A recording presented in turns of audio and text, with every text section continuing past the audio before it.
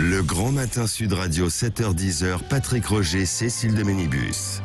Il est 8h16, le petit déjeuner politique ce matin, c'est Agnès Pannier-Runacher qui est ministre déléguée chargée de l'industrie. Bonjour Agnès Pannier-Runacher. Bonjour Patrick Roger. Avant de parler industrie, plan de relance et les chiffres, la vidéo quand même sur la rentrée scolaire d'Emmanuel Macron, on l'évoquait tout à l'heure, qui passe mal auprès de certains, le président qui s'est adressé aux élèves et parents d'élèves, puis il a brandi donc le portrait de McFly et Carlito, en réponse au défi lancé par les youtubeurs, avant de rendre hommage à Samuel Paty. Maladresse, mélange des genres un peu douteux ou pas? Alors, je crois qu'il faut quand même remettre en perspective cette coopération avec McFly et Carlito. Je rappelle que c'était pour faire une vidéo sur les gestes sanitaires, les gestes barrières. Oui. Qui a fait plus de 10 millions de vues, et l'objectif c'était de toucher les jeunes. Et l'objectif a été atteint. Donc oui, ça me paraît normal de s'appuyer sur ce travail qui a été fait et qui a très bien marché pour sensibiliser les jeunes aux gestes barrières. Et au moment de la rentrée, je crois que tout le monde l'a compris, on est encore dans un moment Covid, et il faut continuer à appuyer sur l'importance des gestes barrières. Et ce petit rappel en clin d'œil, et tout le monde l'a compris, c'est une façon aussi de communiquer. Puisqu'il y en a qui sont choqués par ça. Qu'est-ce que vous dites à ceux qui se disent choqués par ça? Je leur dis qu'il faut rester très simple. On est aujourd'hui dans une rentrée scolaire qui est qui fonctionne en moment de Covid. C'est aussi la première rentrée scolaire que Samuel Paty ne fera pas. Oui. Je pense que c'était important de le rappeler. Et voilà, il faut adresser tous les sujets, ceux qui sont sanitaires, comme ceux qui relèvent du régalien et de nos valeurs. Et c'était important que le président de la République le fasse, et le fasse en direction des jeunes. Oui, mais ce qui ne passe pas très bien. Porter le message. Oui, mais ce qui ne passe pas très bien, c'est que quand même c'est un défi. Ce sont les youtubeurs, McFly et Carlito, et puis qu'on mélange ça avec quand même Samuel Paty, où c'est quand même beaucoup plus terrible, quoi. Mais parce que nous sommes dans un moment où il y a des sujets qui sont légers et des sujets qui sont plus graves, et que c'est le rôle d'un président de la République de savoir s'adresser à tous et de surtout sensibiliser les jeunes aussi bien aux gestes sanitaires, quelque chose de beaucoup plus grave, qui est une atteinte à nos valeurs et qui est symbolisé par Samuel Paty. Alors hier, Agnès Pannier-Runacher à Marseille, Emmanuel Macron a annoncé un plan d'1 milliard sur quelques années. Ça vient se rajouter à tout ce qui est mis sur la table et dépensé depuis un an. Nous fêtons aujourd'hui, je crois, les 1 an justement de l'annonce du plan de relance de 100 milliards. Où est passé cet argent et quels sont les résultats aujourd'hui? Alors, 100 milliards d'euros, nous en avons aujourd'hui déployé à peu près 50 milliards. C'était l'objectif que nous nous étions donné avec Bruno Le Maire pour la fin d'année, 50 milliards, et donc nous allons rehausser cet objectif. Cet argent, il est allé dans 3 directions. La première direction, la transition écologique énergétique. Très concrètement, des rénovations thermiques, avec une augmentation, par exemple, très importante de la prime Rénov', qui permet à des particuliers de rénover leur appartement, leur maison, et pour limiter leurs dépenses de chauffage. Et donc, c'est utile pour les personnes, c'est également utile pour la planète. On réduit les émissions de CO2. C'est également les primes à la conversion pour les voitures, pour aller vers des voitures moins polluantes. C'est enfin tout le travail sur la décarbonation de l'énergie. Aujourd'hui, avec le nombre de dossiers accompagnés, nous allons pouvoir répondre aux objectifs de la transition carbone. On doit économiser 3,6 millions de tonnes de CO2. Oui, Agnès Pannier-Runacher, tout est mis sur la transition énergétique. Non, alors si je vous suis, vous insistez. Premier pilier. Ce sont 3 grands points. Moi, je croyais qu'en fait, il y avait une priorité où on avait dit qu'il fallait 3 relocaliser. piliers. J'ai illustré le premier pilier qui est la transition écologique. Deuxième pilier pour aller plus vite, la compétitivité, baisse des impôts de production, 10 milliards d'euros, ça c'est immédiat. Ça va permettre aux entreprises qui produisent en France de plus produire et d'employer et de recruter.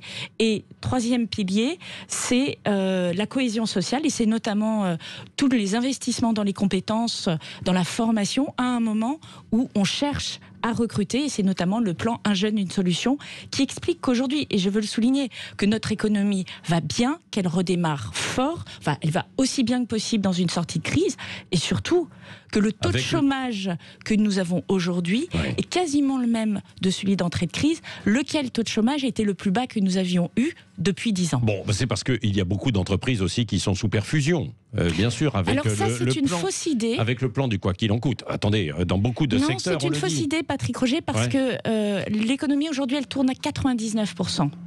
Et lorsque vous regardez les demandes... 99%.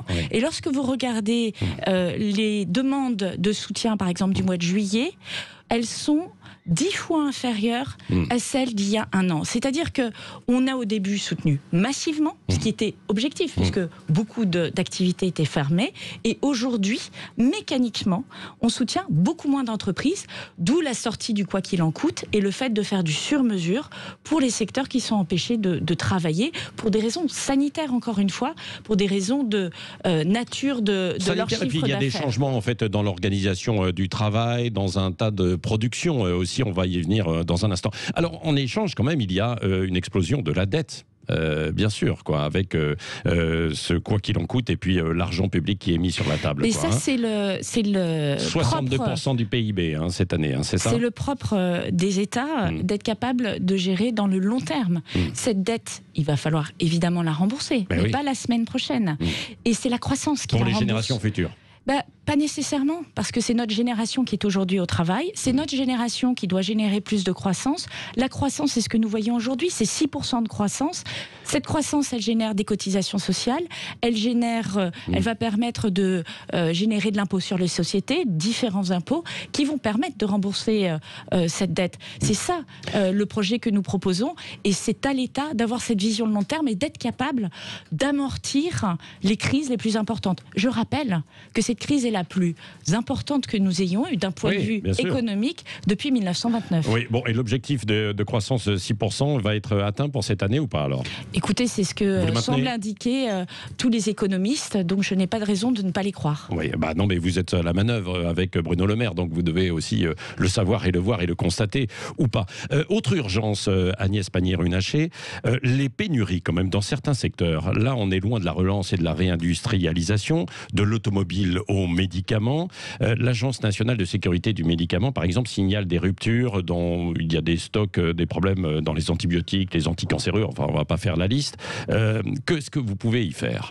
Alors d'abord, les mesures qui viennent d'être annoncées de mettre en place des stocks de 2 mois sur une série de médicaments, c'est une mesure qui est travaillée depuis 3 ans, puisque je rappelle que c'est Agnès Buzyn, alors ministre de la Santé, qui avait commandé un rapport sur les pénuries de médicaments, qui faisait des recommandations, et c'était Olivier Véran, alors rapporteur du projet de loi de finances de sécurité sociale, qui avait travaillé sur ce dispositif de stock minimal sur des produits qui pouvaient être en rupture. Ça n'empêche qu'il y a quand même pénurie non, mais justement, c'est mis en œuvre pour contrer les pénuries. C'est l'objectif. Deuxième étage de la fusée. Mais pourquoi il y a une alerte alors ? C'est pas une alerte, c'est la mise en œuvre de cette mesure, tout simplement. Donc, c'est nous déroulons un plan pour répondre à des problèmes du pays, mais qui ne sont pas de la semaine dernière. Simplement, nous agissons au lieu de nous agiter. C'est la grande différence avec les gouvernements précédents. La deuxième chose, c'est que le deuxième étage de la fusée, c'est d'augmenter les productions de médicaments en France. Vous le savez, on l'a dit, on l'a vu pendant cette crise sanitaire, entre 2005 et 2015, la part de marché des productions de médicaments françaises au plan mondial a été divisée par 2. Il faut renverser la vapeur. Et c'est ce que nous faisons. Depuis septembre, vous mentionnez le plan de relance, nous finançons plus d'une centaine de relocalisations de chaînes de production.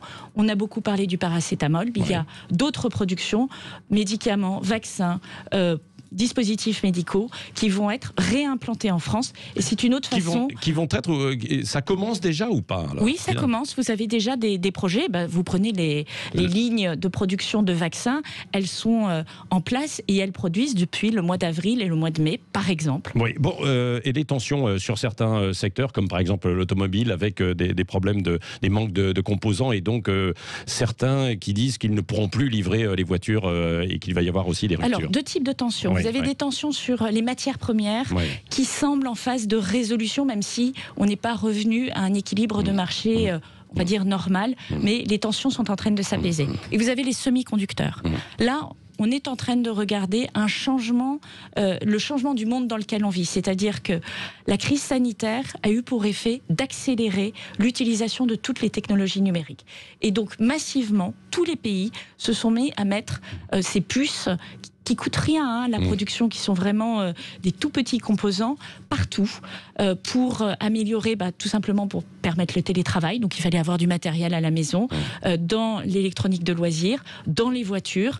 Et donc ces multiples développements font qu'aujourd'hui on a un très grand décalage entre la demande et l'offre. Donc ça prend plus de temps pour se rééquilibrer, mais là encore nous agissons, nous n'avons pas attendu cette impasse pour agir.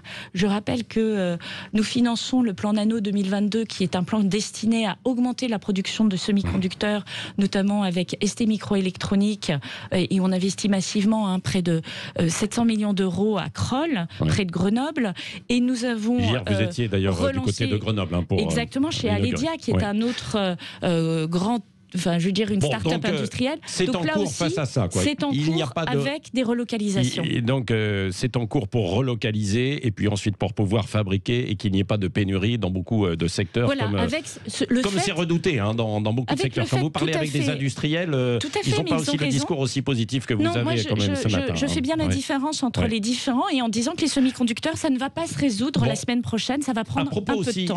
Agnès Pannier-Runacher, des vaccins. Est-ce qu'on a des problèmes avec les doses de vaccins existants d'abord, avant de voir le futur, sur les existants? Par exemple, on disait qu'on avait un petit peu trop d'AstraZeneca en France et que certains pays en manquaient, qu'on pourrait éventuellement leur fournir. Alors, deux choses. D'abord, on a plus de 100 millions de doses qui ont été livrées de vaccins en France. Donc, on est effectivement...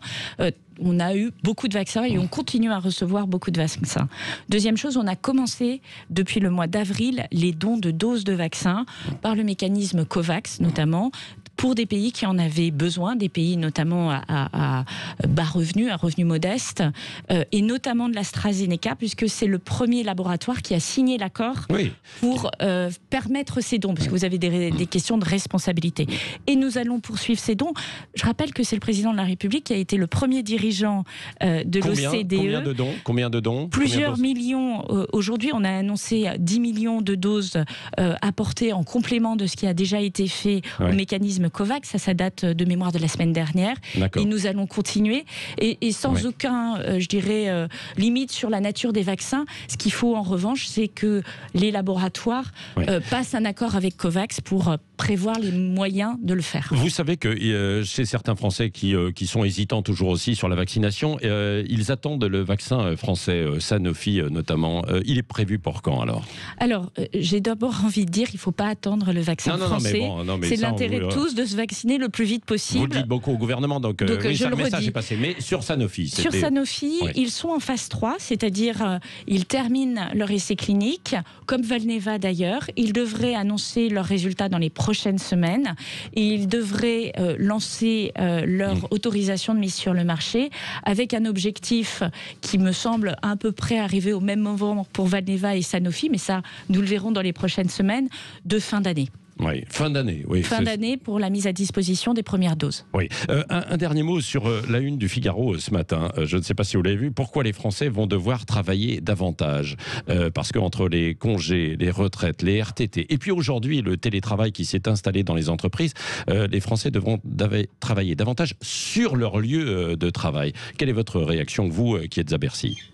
Alors, travailler davantage, je le rappelle, dans un pays où les jeunes rentrent tardivement sur le marché du travail et les seniors en sortent avant la retraite, la première bataille, c'est de faire en sorte que les jeunes rentrent plus vite sur le marché du travail et qu'on soit capable de donner du travail aux seniors jusqu'à leur retraite. Pardon, mais on oublie souvent cet aspect-là qui est absolument essentiel. On veut reculer l'âge de la retraite alors qu'il n'y a plus de travail pour eux. Et donc c'est tout le travail que mène aujourd'hui Elisabeth Borne notamment et les négociations avec les partenaires sociaux sur des sujets comme la pénibilité qui sont absolument essentiels.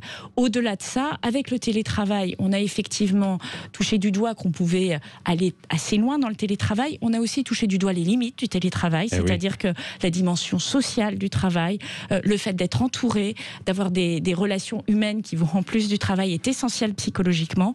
Et donc il faut trouver un juste équilibre. Oui. Emmanuel Macron a dit d'ailleurs à Marseille il faudrait travailler un petit peu plus hier, quoi. Et notamment, il s'adressait aux employés municipaux. Ah, ça, c'est un autre sujet. Mais il avait raison de dire ça. C'est un autre sujet. Je crois que effectivement, l'enjeu, c'est aussi, on parle des 35 heures. En réalité, les salariés du privé sont en moyenne aujourd'hui plutôt à 39 heures. Ils font quelques heures supplémentaires par semaine. C'est ça qui leur permet, notamment dans l'industrie, d'être payés quasiment 2 fois le SMIC. Moins, c'est donc ce que c'est aussi un enjeu. Ouais. Vous avez encore des conventions collectives qui sont calées sur 32 heures, ce qui peut surprendre les salariés du privé. Merci Agnès Pannier-Runacher, ministre déléguée en charge de l'industrie, d'avoir été ce matin au micro de Sud Radio. Merci beaucoup.